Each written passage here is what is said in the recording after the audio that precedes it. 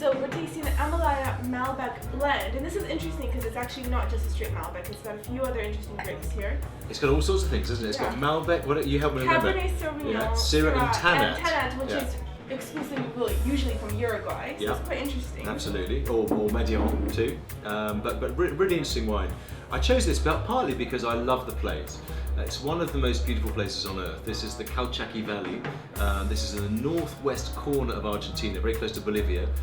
Very high altitude. So not typical Mendoza style. This is some of the highest vineyards in the world. You're at 3,000 meters here. I mean, you're having trouble breathing up there. You really are. It's just beautiful. And you drive up through the desert. This unbelievable drive through. It's just a landscape just studded with cacti, and then you arrive at this little oasis of green in the middle of it, and that's Colome. And this comes from Colome, which is owned by a great philanthropist called Donald Hess, and he's kind of created this community around the winery.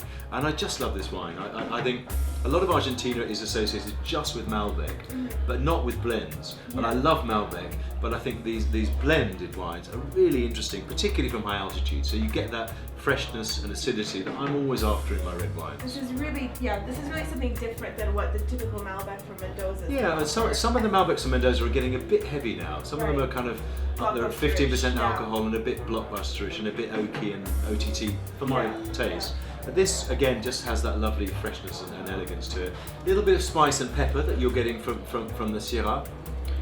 The Malbec is very, very perfumed as well. You usually get lots of violets, particularly at high altitude. I'm getting a little bit of that in there. It's quite floral, actually. Very floral, it's not just the fruit, it's not just the berries. Actually, you do pick up this floral texture. I mean, to me, this is consistently. I think this is one of the best value Argentinian wines on the market. I think it is an absolute stunner for me. And that high altitude thing is really what makes it, as is the blend. But the high altitude thing, the freshness in the wine is just fab. It's very, very interesting. I love the label again. Yeah, I think this is if you're invited to a dinner party or a Christmas time, this is a very nice I think it'd be a very good thing to take to a party, but make sure you drink it yourself. Don't let the neighbours drink it. Talk about it afterwards. Yeah, exactly.